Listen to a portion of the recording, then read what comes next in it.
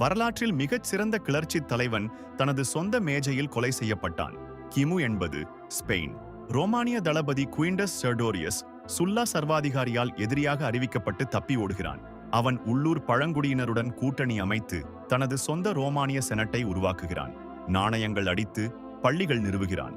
அவனது ரகசிய ஆயுதம் ஒரு வெள்ளை மான். அது தெய்வீக வழிகாட்டுதல் தருவதாக கூறி பழங்குடியினரை வசீகரிக்கிறான்.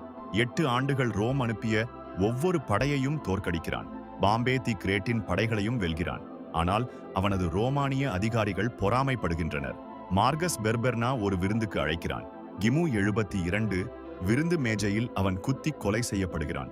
ரோமை விட சிறந்த ஒன்றை உருவாக்க முடியும் என நிரூபித்தவன் குயிண்டஸ் செர்டோரியஸ்.